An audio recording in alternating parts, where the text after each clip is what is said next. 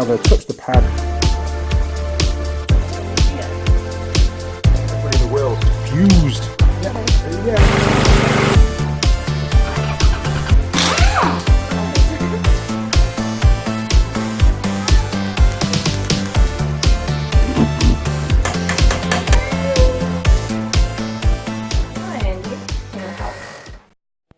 Now then, crew, and welcome back to the Andy Mechanic YouTube channel.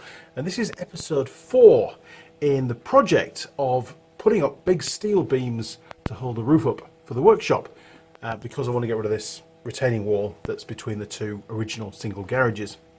They're about double length, but they are single garages, and one was built back in the 1950s when the house was built, and the other one, I reckon about 80s, probably late 70s, 80s for the other one. But you know, that middle wall has to go. So I meant to do a piece of camera this morning. Go away, fly. And well, I just got on with the job, and before I knew it, it was 7 p.m.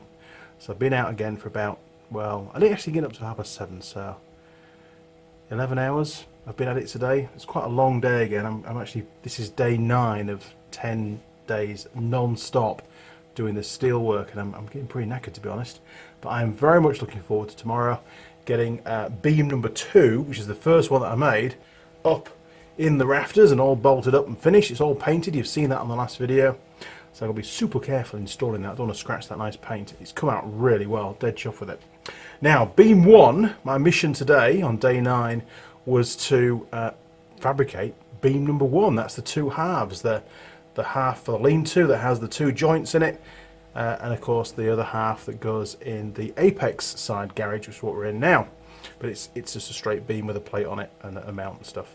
So let me show you what we've been doing, a little bit of a walk around the workshop, and then I'm going to sign off for now, and I'll see you back in the morning. So let's take a look. Here we go. Okay, first off, this is the main beam that I made this morning. It's all been, Mrs. Mechanic's been busy grinding away again with the angle grinder, just to confirm the kind of grinding that she was doing. There we go, look. So that's all pretty good. Now, it hasn't got the foot on. I've changed my plan, and I'm going to weld the foot in situ tomorrow when I put the beam up, just to get the angles bang on. So again, we've got some more of these weird eyelet things. Any ideas what they're for? Okay, so there you go, all cleaned up. She does a great job cleaning it up, you know. That's why it looks so good when it's painted. This beam was pretty rusty when we got it. I'm going to have a chat with Steel North Shore. Don't want rusty beams, people. Looking pretty good. Okay, and where's the other beam? Ah, there we are, look, down here. So again, that one's all made up. Dun, dun, dun, dun, dun, dun. Pretty simple beam, that one. Didn't take a lot of making. It is cut to length, but it might need trimming. Yeah, it might. We just don't know. And I wrote the word up on it because sometimes I get it wrong. Okay, so to the other side, what else have I been doing today? It doesn't look like a lot, does it? So Mrs. Mechanic's been doing all of that. Ah, there's the feet, look. They're all done and ready to tack on. And, oh, yes, the mount. I've just actually, the last job for today was to tack on the mount for this beam on the, there you are, you can see a full pan of one of those now. That's the original poles that hold up the lean-to, which is what we're going on to. Now, there have been words that they may not be substantial enough. Well, if things start to move, then they'll get ripped out and replaced. Simple as that. Okay, so what else have we got? Well, there we go. Look, I made the other pole for the other side of the garage. That fits, it's going to fit over there behind where those 2 Makita boxes are. That's where the next one goes. Beam number 1, the pole's going to sit in that gap there, look. And all the painted stuff's outside, so I can't show you that because it's pitch black, obviously. But this is the other pole, all welded up, not cleaned up though, but all welded.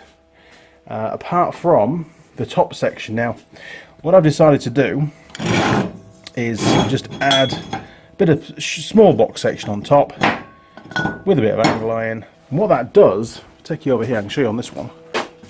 Let's take the angle with us. There we go. Man, a bit of handicap. It's not like Andy Mechanics or this kind of stuff. So obviously we had that, imagine that that pole mounted on top of the concrete wall there, look. Follow the 2 little lines and it goes up and that sits like that. So, because originally there was actually a timber joist here, a supporting beam, just like that one there, look. And I had to cut it out because it was in the way. So, now we've got a steel pole there, we can actually use the steel pole to provide the same support underneath that joist. There you go, look. And it also helps to, you know, keep that in place. So you can ignore that, I don't know what that's doing now, that's the previous tenant that was in the property. That'll be going very shortly. There we go. So there you go. Right, back to the bench. So I have in one day managed to fabricate a whole new pair of beams. So beam number 1 and the supporting pole. It's been pretty full on, to be honest, and the poor MIG was getting red hot. I had to keep stopping, let it cool down a little bit. It's got a bit of an issue at the moment. When it's somebody may be able to help. Actually, it's never caused me any problems at all, this MIG. It's a Murex 251 single phase, so it's 251 amps. It's pretty old, and when it gets real hot, the wire speed starts juddering. It's not smooth anymore, and I don't know what's causing it. It might be a new liner that's required. It's not had a liner in the torch for a while. It could just be a new tip that it needs. I know the nozzle's getting pretty knackered, to be honest. I keep cleaning it out. I have got new nozzles and new tips somewhere in the workshop. I've got to try and remember where they are, but I don't have a new liner. I'm hoping it's not the motor that runs the line speed. If that's starting to play up, then I'll be pretty sad, because it's a really good MIG and it's been a fantastic piece of kit for me, and it's actually earned me a lot of money over the years, especially here in New Zealand. It's been a real godsend, to be honest. Okay, well, you've seen the update. That was today. There was no point me showing you me grinding and welding and drilling again, because you know all that. I just want to give you more of a video diary of how things are going, but tomorrow there'll be the install. Oh, I know I need to show you. Hang on, we haven't finished yet. I'll just turn the camera around. So, yes, tomorrow morning I've got to get up nice and early, and I've got to take out this joist here, look. This vertical joist. Now obviously the diagonal can stay in, don't need to worry about that, because I also need to cut through, like I've done over there on the horizontal beam. I need to cut through where that little black mark is there, look. See? That's where the steel beam is going to go through, and I've got to cut a fairly wide, oh, sorry Makita, right, fairly wide gap. Now the problem is, this adjacent beam and that one there, which sort of form an old doorway for some reason, if you follow it down, you'll see the problem. It doesn't quite make it to the ground, and neither does that one. They've completely rotted away. So at the moment they're not really doing much, that one or that one. So really all that's holding up this part of the roof are those two uprights, the one that I'm going to take out, and the one right in the corner. So I'm going to have to put in some kind of a support on top of that wall, basically, you know, adjacent to the back of this, to provide that kind of support to keep the roof in the right place. We already have a support holding that beam up because, well, I cut through it deliberately, didn't want it anymore. And once the steel beam number 1's in place, that whole joist there, look, this bit can go. It's actually, it'll be superfluous, so it's going to get taken out. Looking forward to that as well. Okay, back to the bench. Geez, that really is it. I have to get packed up now, so I'll see you guys in the morning. Over and out.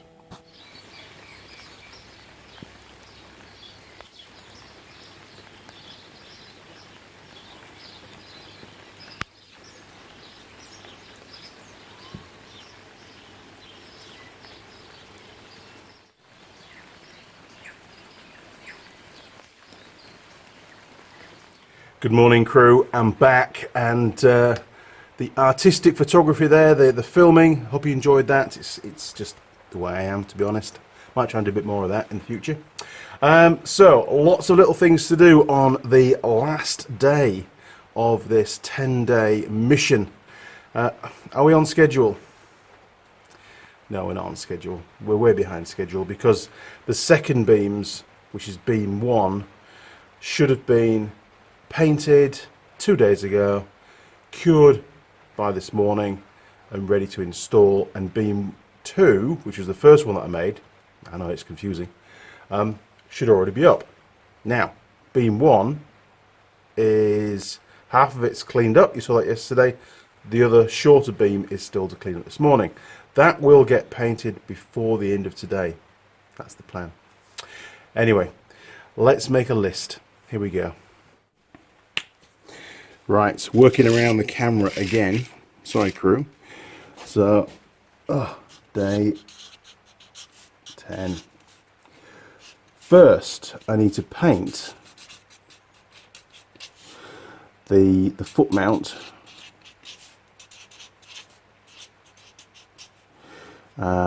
number on post 2 on the pole,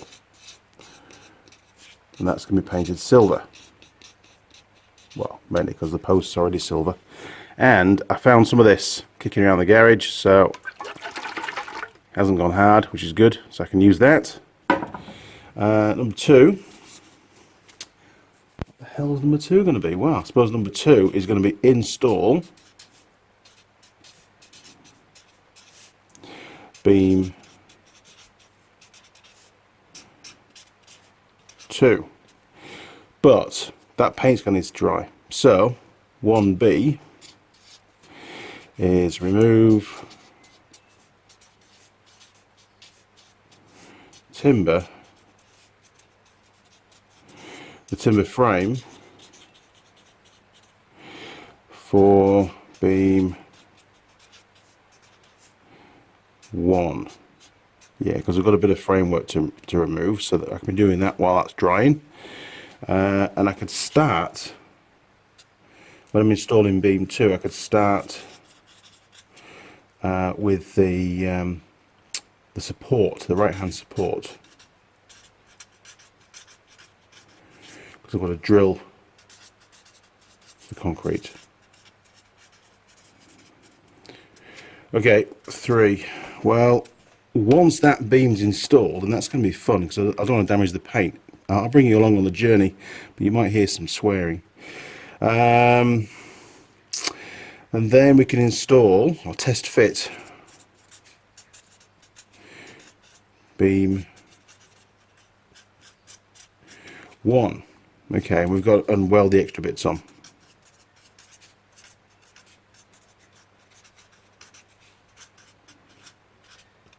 Because the feet are not currently welded to the beams. I'm going to do that in situ. Gives me more sort of jiggling room going on. Okay, very, very ad hoc, my apologies. It's just the way the project is. So it's not really a how-to kind of video, this. It's probably a video all about whatever you do, don't do it, because there's so much work involved. 10-hour days, day 10, it's going to be another 10-hour day. Although I did promise Mrs. Mechanic I would take her for a motorcycle ride. But it's raining. We're not going to go for a motorcycle ride if it's raining. But it's not raining in the garage, so I can do more work. She's going to hate me for it. Anyway. Okay, crew. I'm going to go and paint a post. Right. I am not much of a painter, like I've said before, so...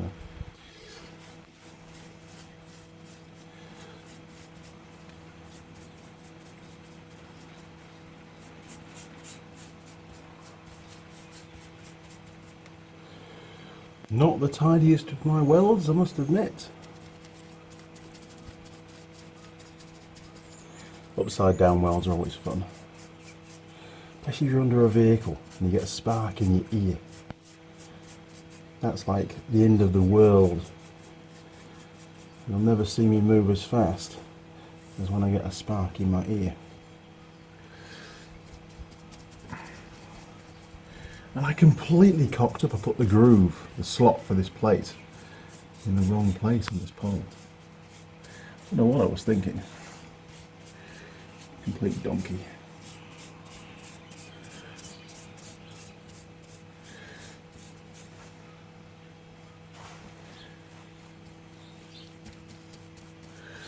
I thought it only right to do this one silver because, well, the pole is silver, and I really didn't want to be bothered painting the whole thing yellow. Not at the moment, anyway.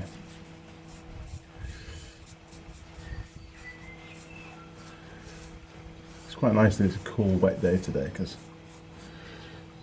just refreshes everything.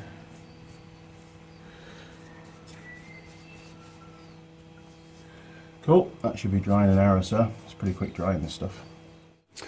Now, a little trick. I'm sure lots of you already know this. If you're going to be using your paintbrush again in the next couple of hours, which hopefully I will, put it in a plastic bag. I usually put a zip tie around it or something. I should have a smaller one, but it's all I've got. And you can use tape as well, actually. Tape works just as well. There we go, and that should not go hard, hopefully. Right, we can tick that one off the list. Perfect. What's next? Remove the timber framing. Got to do that, and we've also got to install beam number 2. Okay, so timber framing next. Man, I've got a heap of stuff to move.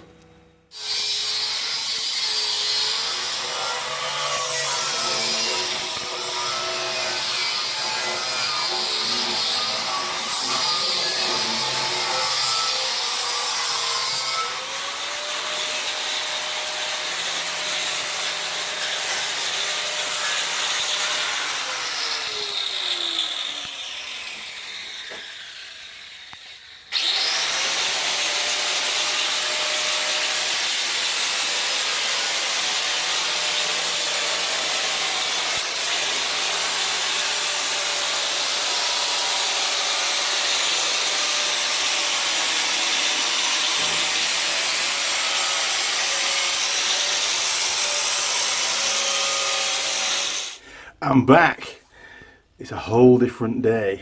It's now the Friday, 3rd of May. So the last video you saw, I think, was on the Saturday? No, day 10, the Sunday morning, when we filled out the list. Okay, now I did get a lot done on the Sunday, and this basically got, you know, all the wood chopped out, and I'll show you that in a second. And we got the second beam installed, but you've just seen beam number 1 behind me in the background is now fully installed. Now sure, the longitudinal beams aren't in yet because we need at least 2 of those transverse beams to be in place. I've had a really busy week, but I took the Friday off as an extra day, so we've now got 3 days to crack on with this project.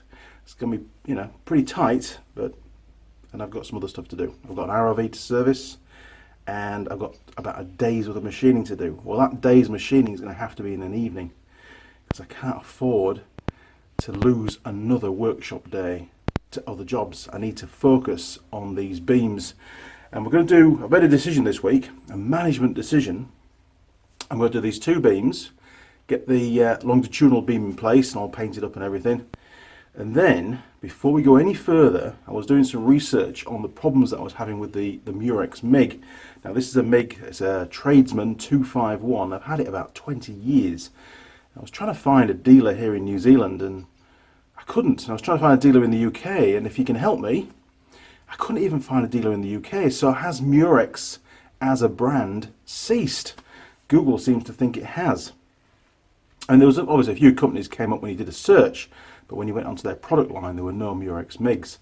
I did find an operator's manual for the MIG, so I had a really good read of that, and it was saying that, you know, as I suspected, it could be the tip, it could be the nozzle, it could be the liner, it could be insufficient gas causing that splattering, but it's only happening after about an hour of intensive welding, so the MIG's getting very hot.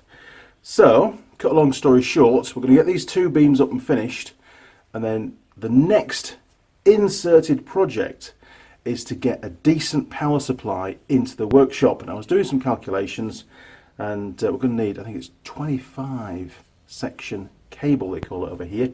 It's an almond cable. I've got to get it wired in directly into the fuse box, or not the fuse box, the actual where the meter is, where the power comes into the property, into the main house. And that separate cable is going to run into the workshop and have its own distribution box, so we can actually wire this place up properly. and the MIG will have its own dedicated line, and that MIG needs a 30 amp supply. It needs a circuit breaker on that line for 30 amps, because when you're first firing the MIG up in full power, there's a tremendous amount of current draw. And then we'll put a ring main in, and we'll have a couple of circuits for lights, probably one circuit for inside, one circuit for outside. But with the lighting, I also want to have some switch gears set up so that I can actually turn certain lights on and off. Because as you well know, if you get the glare in the camera, it can make the foreground, me basically, look very dark, and that's a real problem when you're filming. And that's one of the reasons why this workshop has no windows. Right, it's got one, but it's covered in greenery and jungle and stuff. Okay, so without further ado, let me quickly show you the progress on beam number 1, which is the second beam to be installed.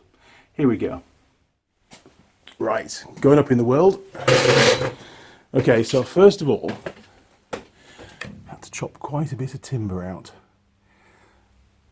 In there, look. It's alright because we've got jacks all over the place holding everything up. And that A-frame for the right-hand garage, well, it was sort of in the way. As you can see, it was going to be too close to that plate. So it just had to go. And then I had to put a prop in to hold up that A-frame. Yeah, didn't take too long, but I did notice that to get the beam parallel to the roof beams, there look, this beam didn't want to go quite as far up. Now it should be touching that horizontal beam that's still left, and it's not. And during the week I realised why. So we go across this side here, look. Morning ladies. Right. Sorry for the crap camera work. Now, when I tacked in, it is only tacked, but when I tacked in this foot onto the beam, can we get rid of that? Yes, we can get rid of that now. There we go. Crash! Okay. Then I actually set this about 10 mil lower, because on the original beam, or the first one to go up, geez, which is that one there, we didn't require any packing plates at all, which is great, but it didn't really allow for any adjustment to bring the beam down if need be, which wasn't what I wanted. So I've reduced it by about another 10 mil, and of course this foot at the moment is too low. Now at the moment the beam is just sat gingerly, as Eric would say, on the foot. It needs to be tacked into place, but I won't be doing that until the angle's exactly right, because it is going to be quite a long beam, so we've got to make sure it's bang on. So I've got to make some spacer plates, and I bought some 3mm plate for that, and we'll insert a couple, and then we should be able to get rid of that little packer that I put in up there, look. And then the beam should again be parallel to the timber beam, which is 4.1 degrees. Now, what have we still got to do? That's basically as far as we got on Sunday before I had to pack up. And I'm not kidding, trying to get everything in this workshop when you've got posts and all sorts of stuff in the way was a real nightmare, but we did manage it. So now I've got to empty this cupboard, move the press. I've got some boxes to put everything in, comes out the cupboard, and then I can cut out the wooden framing at the bottom down there, look, and get rid of that just behind the boxes, and install the right hand foot, the one that's now hiding. Sorry about the symbol, I need to blank that off. It's not mine, it was previous tenant in the property, but it looks pretty damn cool actually, doesn't it? Very, very impressed with that beam. We did have a slight mishap with some of the paint, but nothing that can't be touched up. But yeah, look at that. Bloody good, isn't it? Dead happy with that. And of course that's the bracket there, look, for the longitudinal beam that will run from there to beam number 1. And it has an underslung plate as well there, look. So it's actually going to be bolted in total with 6 bolts at each end. 4 underneath, 4 vertical bolts, and 2 horizontal. Wonderful stuff. Right, back to the bench. It's very dark in here at the moment. Geez, it's almost like a Blair Witch project, because I've taken the light above this workbench, because obviously we've got to be able to get in and out of the beam. And it was there when I first started this little video snippet. Okay, so there's a couple of things we can now tick off from the list. Here we go. Okay, so we've removed the timber framing for beam number 1. That's done. We've installed beam number 2. That was great fun. I wish I'd videoed it, but it was, well, pretty dodgy, to be honest. Hopefully the second one I'll be able to film for you, or at least snippets. So we can tick that off. Beam number 2 is in and done.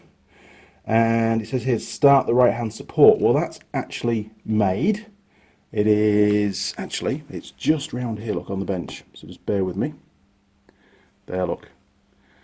So that's all made up. It's just got the box section and angle line to go on the top end. But again, I need to take a measurement before I can actually finally decide on the actual length of the box section.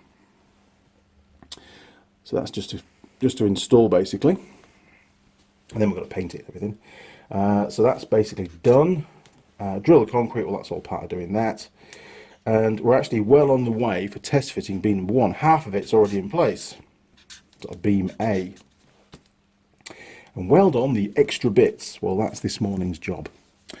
Okay, well, the second half of that beam is, well, it's down on the ground. Let's take a look. Actually, I lied. It's not down on the ground. It's up on the motorcycle hoist. And it's currently upside down because we've got the those really cool eyelets. I'm very happy with those. But, Mrs. Mechanic has cleaned this one up really, really well.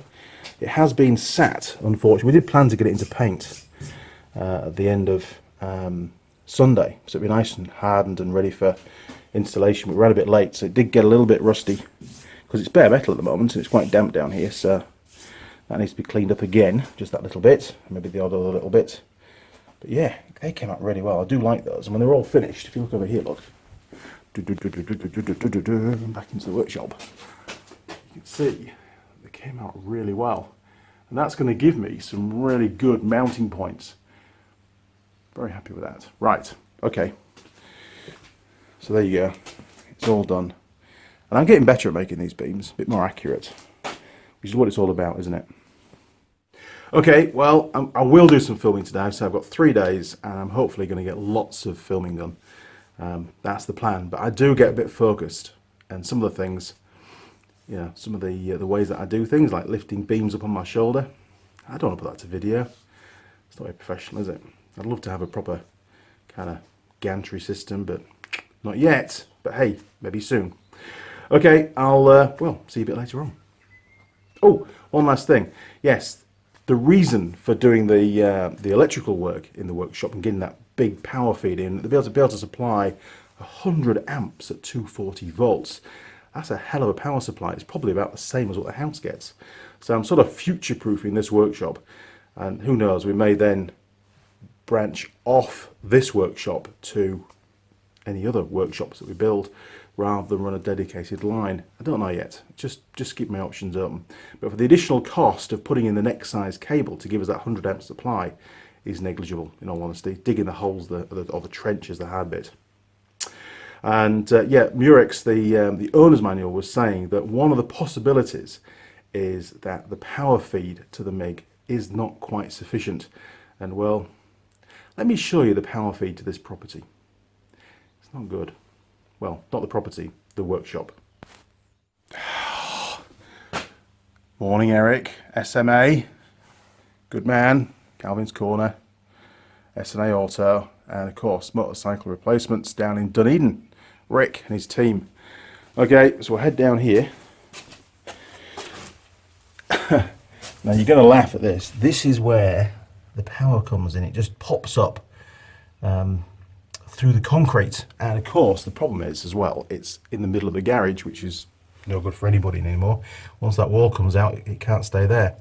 If we look behind that timber, you'll see there, yeah, look, you can see the wire coming up. And to give you a better view,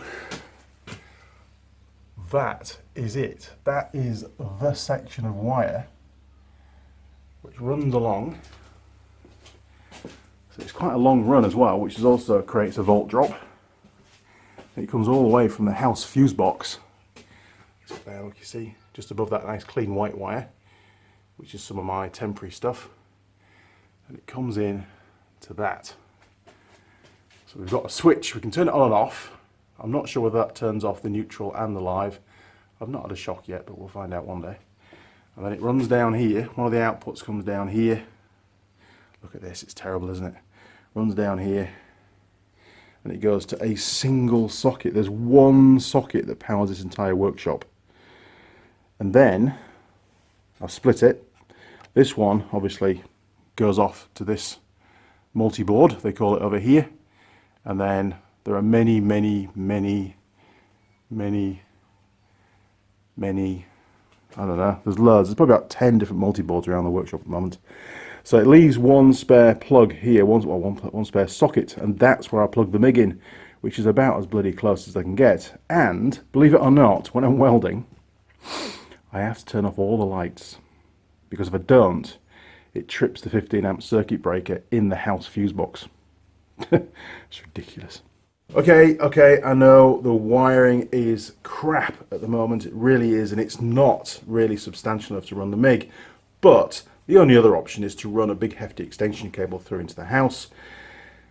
And to be perfectly honest, I'm not really that sure how good the house wiring is for running 251 amp MIG welders.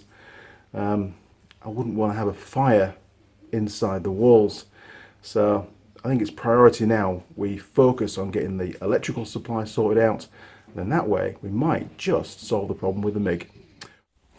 Right, spacers, easy. I've got a template I use for the feet, so that shouldn't be too bad.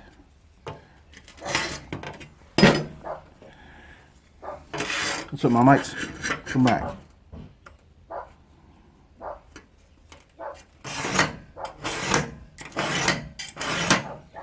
Okay, we need to cut that.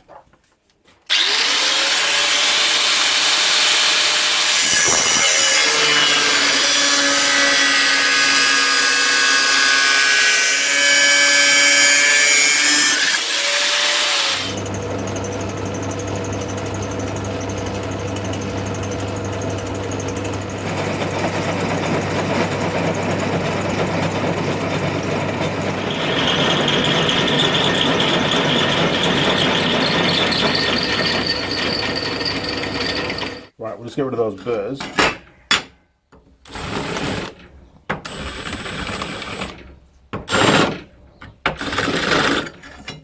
Easy.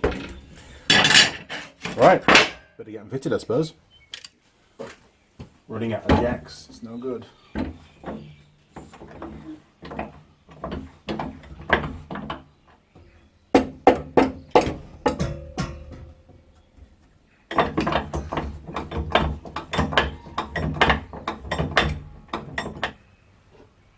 See, it's a bit wobbly until it gets up there.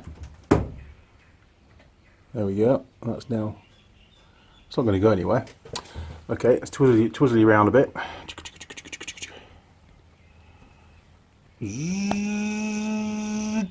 Right, now we can insert those plates. So we've got post, which is there. That's all we need to do, really. You just lift that up, slide those in until they're flush, and things should just about line up. So I'll go and find some longer bolts and thread those through. So it's given us, each of these is a 3mm plate, so we've got 9mm lift. Remember, I did this 10mm down, so that should be about right. But if need be, we can always add another one. It's not a problem. See, I'm not rushing this project, I want it to be bang on. Now, where's my little... Now, I found this in my toolbox from doing the house years ago, and it's like a little alignment tool. It's bloody good, actually, for aligning holes. Look at that. Fantastic. And once I've got it all set, then I'll spot weld the foot to the beam once it's all fully aligned.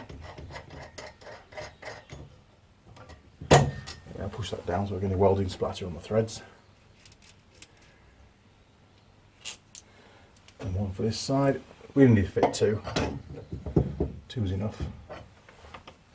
Just for this bit.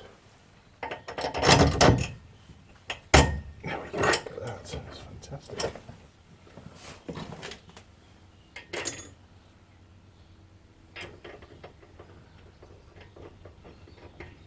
It's like a giant Meccano set. There we go. Okay, so now we can lower the beam back down again. Hopefully it'll just sit on there nicely. Oh, there we go, look at that. Grab the wood. Everybody's happy. Now, a slight bit of alignment required. There we go. It's nice and flush at the end, which it should be. Great job. Okay, well, let's go and jack the other end up. But first, we'll just put our safety clamps back on again, just to make sure it doesn't fall off. Well, not too easily anyway.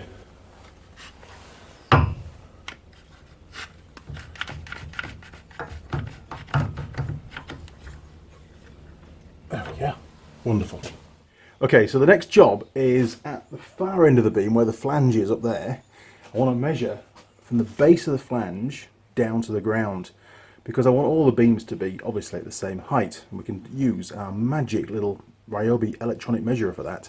So let's go and check them. I reckon that far beam should be a little bit lower at the moment because of that chock that we put in, and then we can take the chock out, jack it up and see where it sits. But let's first measure where we are. Here we go. What have we got? 2 meters 147, and then the one that's already up, I know it's not accurate because it's there's no spirit level on it, but it's a guide. Okay, let's take a look. Oh, you're in focus. So the top reading is the new beam, beam 1, that's going in, and the bottom one is the beam that's already in, which the yellow beam, which is beam number 2. And we've got just shy of 20 centimeters. Sorry, 20 mil, 2 centimeters. So what's that? 17. Is it 17? It is. 17 millimeters difference. Yeah. So we need to go up. So our suspicions are correct. Right, you're magnetically mounted on the back of the beam on the flange. Hold on tight. Okay, I'm gonna just lower the jack down a bit. You see the beam's now loose. And we'll take that out. Now it's a pretty big wedge, so we may need to just reduce that. And we're gonna go up. It should really touch that piece of wood if the timber's in the same place as on the other beam.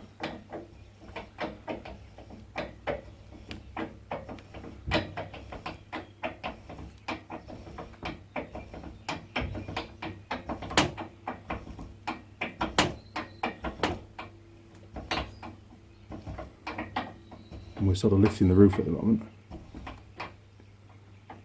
We've only got spot welds on the other end, so don't go mad. So we'll stick that wedge back in there. We'll just come down a fraction. And we'll stick that wedge in there. The wedge is really there just to steady the beam, if nothing else. And we're about behind the wedge where this timber comes down, because this timber's not flat, it slopes. We've got about a 3 mil gap. Okay, so let's measure that again and see where we're at.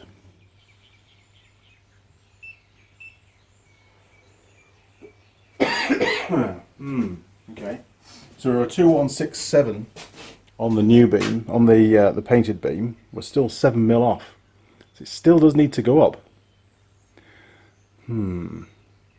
Let's see how we're looking as regards being parallel to the timber joist.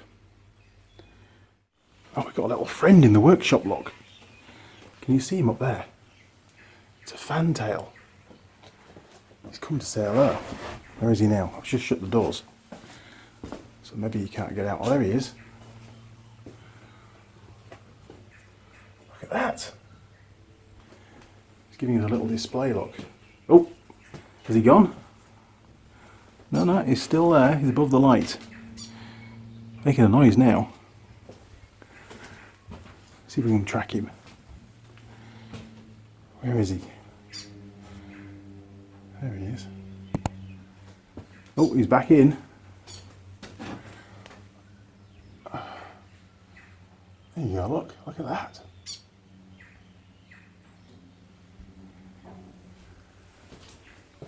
Way. Oh, I think he's going to go. Yes, he's gone. Now, if we look at the yellow beam that's already up, I'll just try and get the camera level. You can see it just sits below the height of the timber beam. I'll have to measure how much, but probably about 10 millimeters. If we come round here and look at this beam and just get it lined up. There you go, look, we're actually too high, it looks like here. So, that end of the beam needs to go up. Now at the moment, we're pivoting on that jack. So, maybe we need to go lower at that end. It's a bit confusing, isn't it? We'll get there. Right. Yeah, because it definitely looks, well, I don't know, maybe it's just the camera. Maybe it's not lower at the left. I thought it was, but what do you think? Okay, I'll have a play around and I'll come back to you. Well, after 2 more coffees and lots of biscuits, I've sussed it. I made the terrible assumption that the timber frame building and the concrete floor, well, the floor was level and the building was square. It's not. Let's go and find out why. Now, obviously, I want them all to look the same. Otherwise, it looks a bit odd, doesn't it? So, I measured the gap between the bottom of that beam and the timber beam, and that gap is 13 millimeters. Perfect. We now have a reference. So, what I did initially is I put 2 of these pieces of steel on the underside of the steel beam to do the same thing, to give me the distance, you know, between the steel and the adjacent timber joist. And I've done one down there. And it was all a bit weird. And then I realised that the far end of this joist, the wooden joist, is twisted. And it's also got a knot in it with a big, where the timber actually rises up here. I'm being far too accurate for timber work. Steel work is so much more fun. You can get it bang on. So I came up with a cunning plan. So we go through here. I decided the best way of doing this would be to put a straight edge between the 2 beams. Andy, you're a genius. Okay, so a bit of angle iron, all clamped into place, and it's clamped at exactly the same point on both beams. So we can now run a spirit level between the 2, and hopefully you can see that okay. There you go, look. So what we've done is we've leveled it up. Now at this end we can use the jack. Easy, up and down. And we use a little wedge at the top just to hold it still. And we've got it absolutely bang on. And at the other end, where the shims are, coming down here, look, I had to add 1 more shim, which is about right, because I made that mount about 10 millimeters lower, approximately 10 millimeters lower. It could have been 11, it could have been 12. It was sort of a pen line, knowing that I'm going to be able to put shims in there. So now, measuring this, see if we can do it to camera. Go on, let's see if we can do it to camera. It's a bit accurate for the camera, but we'll give it a go. So measuring that, oh, camera won't get in. I got that at about 12.5. It's very hard to see on camera. There you go, look, maybe that'll work if I bring you down so you're parallel to the... Anyway, it's 12.5 millimeters. And then, on this side, oh crap, steps that down properly. I could fall. We did the same thing. Go on, focus. And again, sorry about this terrible camera work. Again, it does read 12.5. So now, regardless of how it looks, that beam is parallel to the timber beam. It's at exactly the right angle, 4.1 degrees, and it hangs below that timber beam by 12.5 millimeters. This one hangs below by 13 millimeters. And I'm hoping that you can forgive me for 0.5 millimeter discrepancy. I reckon that's pretty good. Okay, going through here, trying to avoid all the ladders. I'll clean the cupboard away. Mrs. Mechanic helped me with that. We've now got, it's ready for the second beam to go in. So the first job is to cut out that bit of timber like I did the other one and measure up and weld up that mount. Obviously I can't put the foot in place to hold the beam just yet, but I can get that bit put in. So that was a lot of fun jiggling around, and it turned out an extra shim. So we've got 12 millimeters of shims, 4 shims on the left hand side of the garage, which is fine. It's what I anticipated, because I didn't want the foot to be, you know, bang on the pole. I wanted the ability to be able to adjust the height of the beam down as well as up, and that's worked out a treat. Okay, more steel work to come. See you later on. Well, it's been a funny that's not good, is it? It's not even level. Jeez, there you go. It's been a funny kind of a day today. It really has. But the good news is we're a bit behind schedule as always, but I'm not rushing this. I want to get it absolutely bang on. It's costing a lot of money to do, so it's well worth spending a few extra hours just getting things lined up exactly how they should be. So right now, beam number 1, not that one, that's beam number 2. Beam number 1 is in situ, all mounted up, all leveled up, all the angles are good, it's in the right place, it's exactly level to beam number 2, so I'm very happy with all the heights and everything. Next job is to take it back down, finish welding up the feet, weld up the brackets which hold the longitudinal beams between the two, and there's about a 2 meter span between these two girders basically. So I've got to weld those up on the bench. I've got to finish welding the feet on the bench. Mrs. Mechanic's got to give them a bit of a clean up, which will all be done. We're going to take it down tonight and I'll weld the bits on tonight, and then in the morning she'll clean them up, and then at some point tomorrow, hopefully before lunch, they'll get sprayed in the primer. After lunch they'll get the yellow. But they're probably going to be too tacky to put on Sunday, so it's going to have to wait till the following Sunday to get installed. What a ball ache. Anyway, that's the way it works.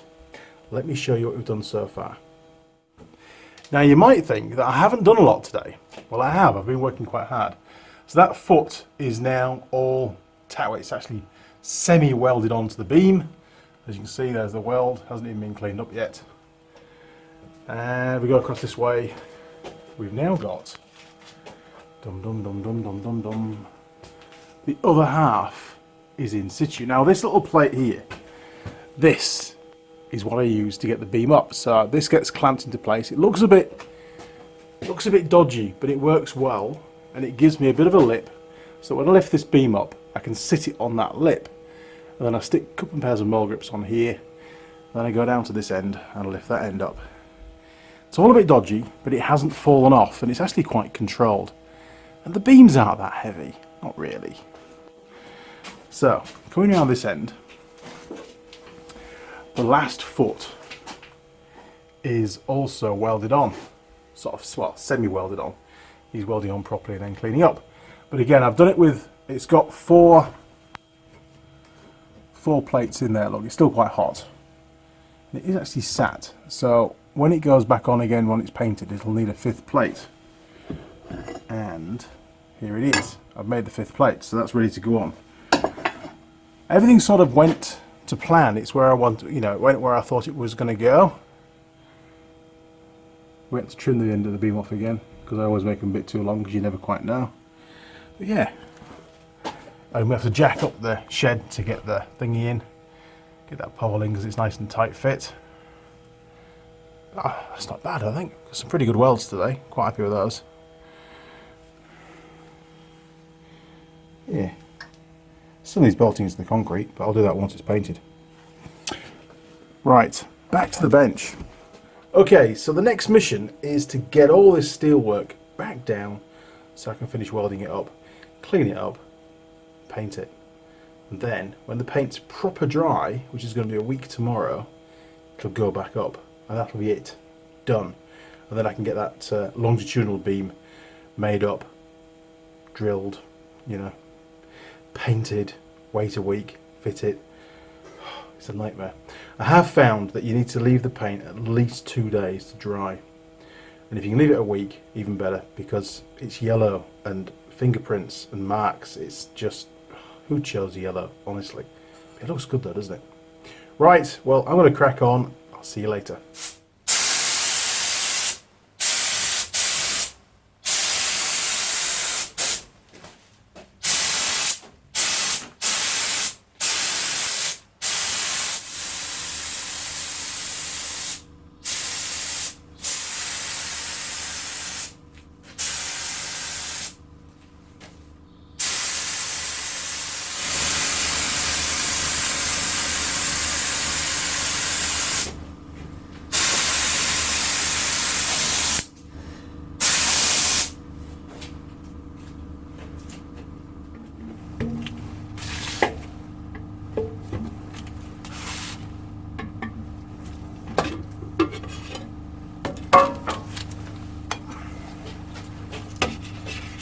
Painting, painting, painting.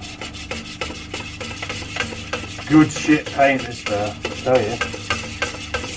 Whoa. Pretty strong.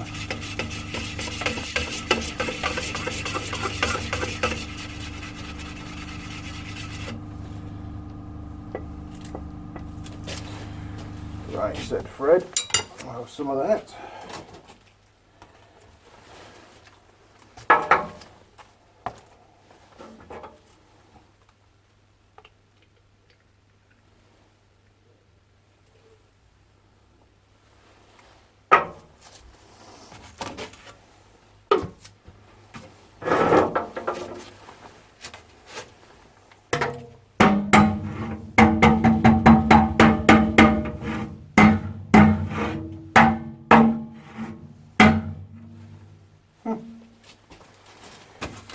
Okay, that bit done. Now we need some thinners. How much is in there? 450. Right. So about 90. About 90 of thinners then.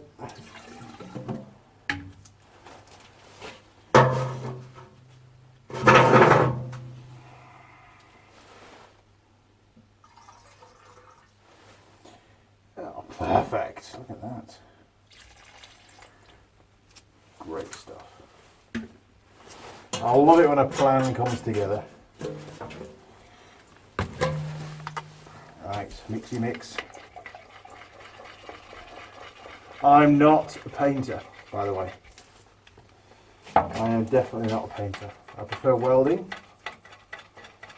not painting. I don't mind. Just the fumes, isn't it?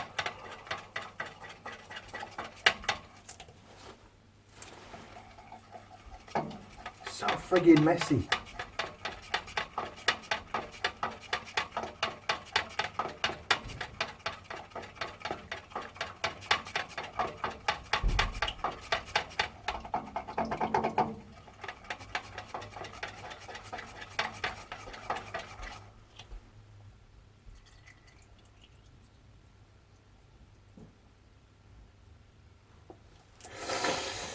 Looks pretty tasty to me.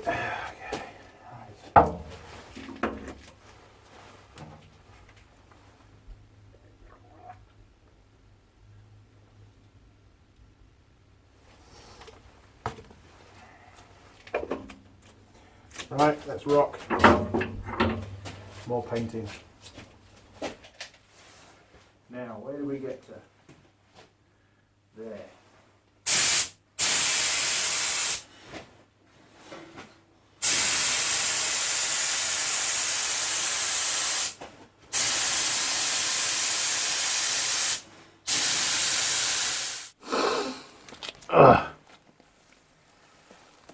Oh, that didn't work, did it? Yellow paint. God damn. Okay, well, it's not looking too bad. Don't look too closely because there's a couple of runs again. I seem to put just a bit too much paint on, and that's why I'm having to just wait a little bit for the last side of the long beam. There's some pools of paint. It's not good. And if I turn it or move it, we're going to have loads of runs. So hence why I'm not a painter. But I will get better. Okay, crew. Well, this brings us to the end of the 4th episode in the series of putting in the steelwork. And really all that's left to do now at this point in time for stage 1 is, once these are dry, these 2 beams, well, 2 halves of beam 1, let's get it correct, Andy, they'll get installed next Sunday. So they've got a whole week for the paint to harden up, and then we'll install them on the Sunday. And then I'm going to focus on the electrical side of the workshop, just to get some decent power in for the MIG, so that I don't have to turn all the lights out and weld with torchy when I'm doing the big weld on the beams. It's not good, is it? It's not ideal. Okay, there will be a 5th episode at some point. There'll be the electrical stuff, which will be a whole different series, and you know, we'll come back when I put up the last 2 of the beams. Now, don't forget, there's still the longitudinal beams to go up, which link each of these I-beams, these transverse beams that go from one side of the workshop to the other. Now listen, my sincere apologies to my regular viewers who enjoy watching the channel for tool girls and vehicular repairs, not painting and welding and doing workshop, you know, building stuff. Hey, it's just what I'm doing at the moment. I don't have time to do the other stuff, and this needs to be done. Once it's done, we can crack on. Tool girls can come down and do some more videos, do some more fixie stuff. It'd be great. We'll have a party. You know, you're all invited. But at the moment, this is what I have to do. And this is now day 12.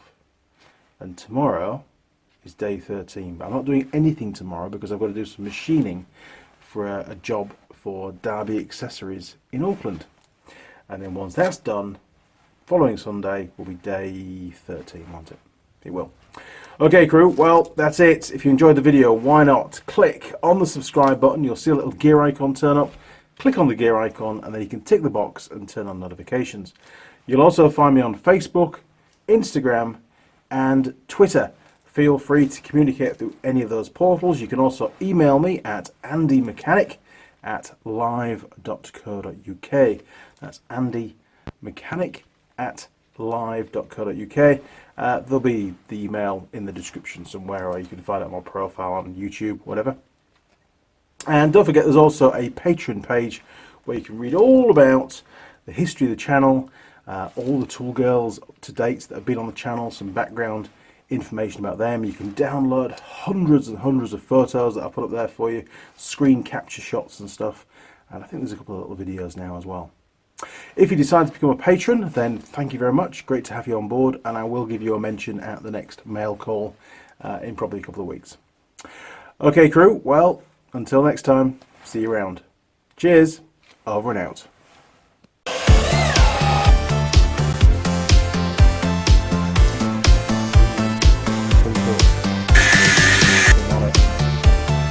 And we get the flip again. Oh,